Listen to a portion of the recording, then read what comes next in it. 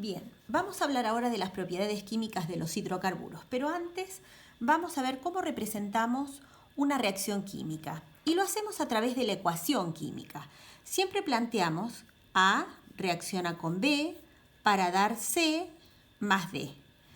A la izquierda siempre vamos a colocar los reactivos, a la derecha posicionamos a los productos de esta reacción. La flecha nos está indicando el sentido, es decir, cómo yo tengo que leer a esta ecuación química o a esta reacción.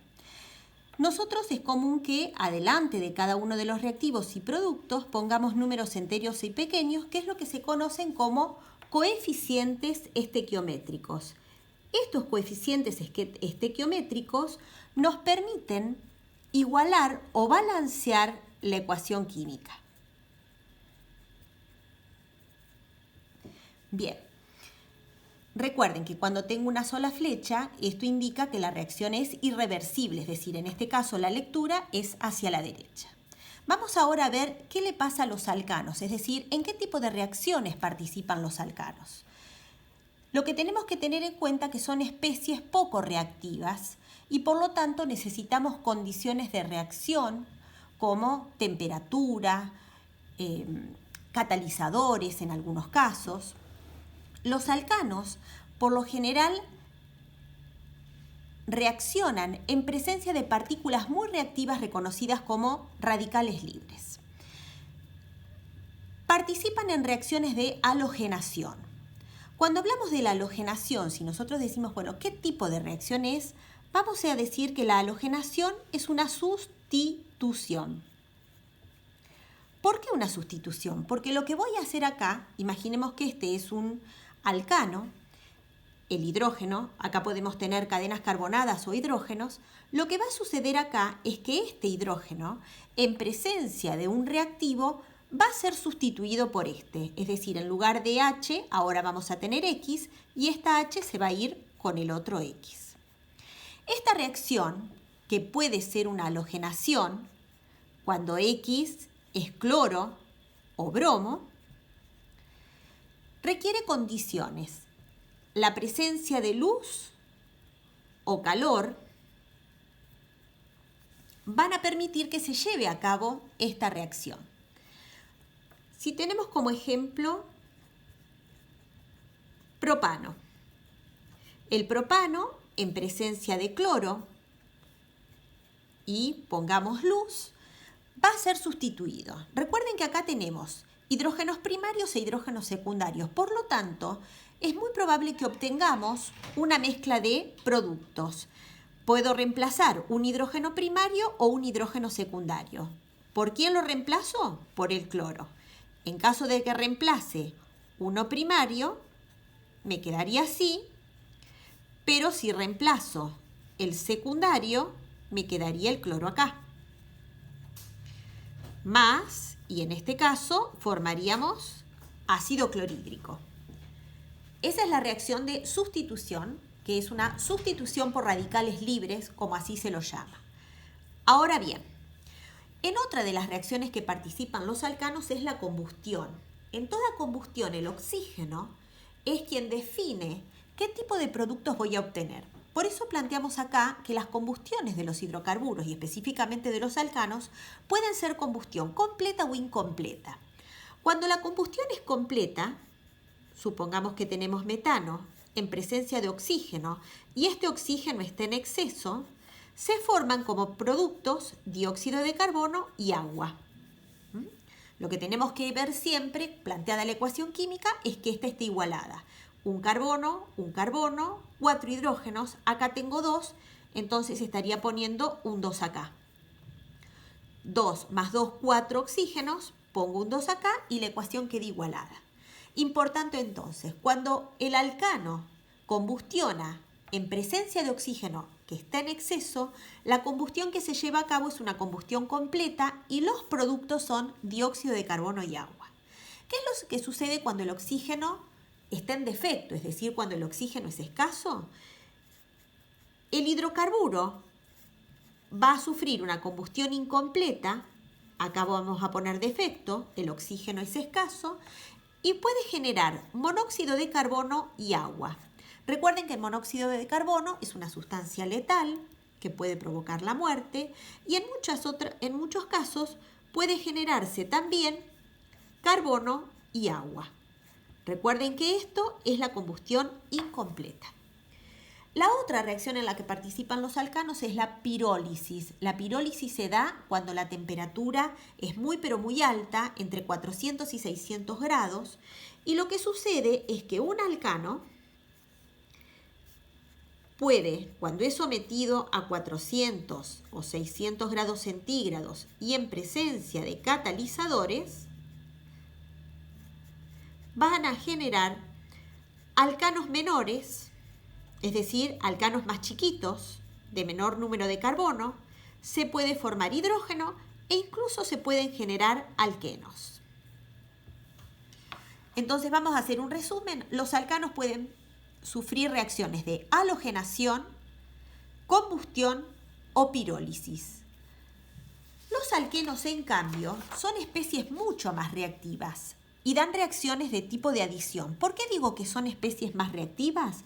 Recuerden que los alquenos tenían un enlace sigma y un enlace pi. Y ese enlace pi tenía electrones, era un enlace fácil de romper con electrones pi disponibles. Cuando un alqueno es sometido a una reacción, la reacción va a ser de tipo adición, es decir, X e Y se van a acoplar a los carbonos del doble enlace. En este caso, yo puedo poner X acá y voy a poner X ahí. Fíjense que rompí el doble enlace y ahora aparece la covalencia simple. X e Y unido a los carbonos del doble enlace. Las reacciones que dan los alquenos son, por ejemplo, la reacción de adición de hidrógeno, que es conocida como hidrogenación catalítica.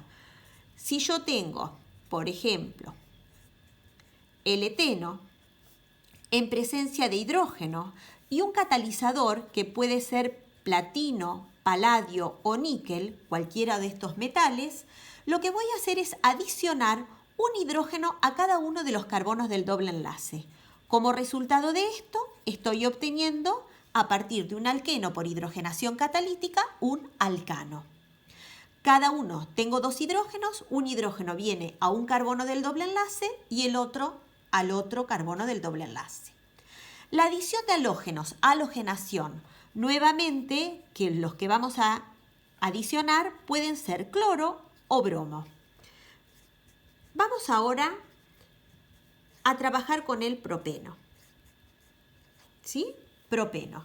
En presencia de cloro, va a adicionar. Tengo dos cloros. Un cloro va a venir a un carbono del doble enlace y el otro al otro. Este hidrógeno no se va, acá viene un cloro, acá viene otro cloro y esto no se toca. Derivado halogenado, o sea, acá mi producto va a ser un derivado, se llama halogenado. Este derivado halogenado ya no es más un alcano, Ahora en la molécula tengo presencia de cloro. Adición de halogenuros de hidrógeno. Por ejemplo, podríamos trabajar con ácido clorhídrico o ácido bromídrico. En este caso particular, vamos a trabajar nuevamente con el propeno. Más ácido clorhídrico. ¿Qué es lo que le pasa a la molécula de ácido clorhídrico? El ácido clorhídrico puede romperse en hidrógeno positivo, cloro negativo. Es decir, que la molécula se cinde, el cloro se lleva el par de electrones y deja al hidrógeno sin electrones. Por eso se origina esta especie química. Este reactivo es el reactivo electrofílico, es el que va a tener afinidad por los electrones. ¿Por qué electrones? Por los electrones pi. Hay una regla, que es la regla de Markovnikov, que dice que el reactivo electrofílico se une al carbono que más hidrógenos tiene. Los que participan son los carbonos del doble enlace. El carbono que más hidrógenos tiene es el 1. Por lo tanto, el reactivo electrofílico se suma al carbono 1, mientras que el cloro negativo se va a ir al carbono 2, es decir, al otro carbono del doble enlace. En este caso tendremos como resultado, acá agregué un carbono, este hidrógeno queda, acá viene el cloro y este carbono no participa para nada en la reacción. Este también es un derivado halogenado. El de arriba es un dihalogenado. Este es un halogenado. Adición de agua. Propeno más agua. Por lo general, esta reacción se hace con agua en medio ácido. Y otra vez lo mismo. El agua, la molécula de agua se rompe. Protón por un lado, OH- por el otro. El protón, según la regla de Markovnikov, y esto está relacionado con lo que son los mecanismos de reacción, es decir, cuál es el paso a paso en una reacción química, qué le ocurre a la sustancia para reaccionar de esa manera o qué características estructurales van a determinar que reaccione de tal forma. El hidrógeno nuevamente va al carbono que más hidrógenos tiene y el OH en este caso entraría en el segundo carbono. Como resultado de esto se va a formar una sustancia que vamos a ver más adelante que se denomina alcohol. ¿Sí? Esta va a ser un alcohol y este es el grupo funcional de esa familia. La regla de Markovnikov dice, por lo tanto, que el reactivo electrofílico se une al carbono que más hidrógenos tiene. Esta regla tenemos que tenerla en cuenta cada vez que hagamos una reacción de adición, que para los alquenos suele llamarse adición electrofílica. ¿Por qué electrofílica? Porque el reactivo que aparece o el reactivo que se une a la sustancia, al alqueno, es un reactivo electrofílico. Electro, afinidad por los electrones, ¿sí? Otro de los reactivos que vamos a tener en cuenta en química orgánica son los reactivos nucleofílicos. Nucleofílico viene de afinidad por un núcleo. ¿Qué es un núcleo en química orgánica? Imaginen que tenemos esto, ¿sí?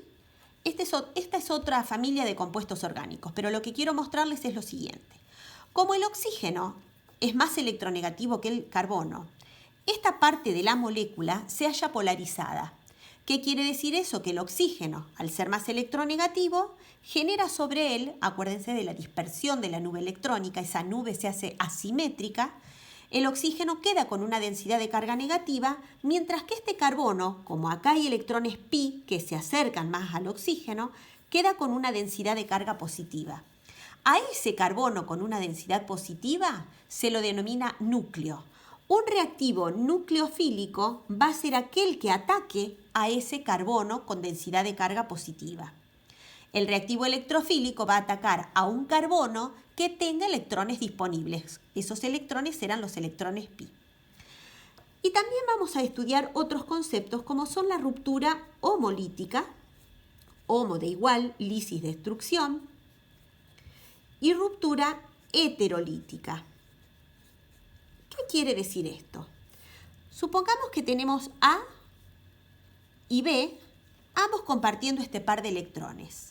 Si yo digo ruptura homolítica, esto quiere decir que A se va a quedar con un electrón y B también se va a quedar con un electrón. Se parte en partes iguales. Estas especies químicas, que por lo general tienen un electrón desapareado, es lo que se conoce como radicales libres. El radical libre es precisamente reactivo porque al tener ese electrón lo que busca es aparearlo. En cambio, en la ruptura heterolítica, A y B están compartiendo ese par de electrón, pero en este caso, A se lleva el par de electrones, queda negativo, y B se va a quedar positivo porque se lo saqué, es decir, que la ruptura se produce a este nivel. Acá yo estoy generando, por así decirlo, una especie electrofílica, un reactivo electrofílico.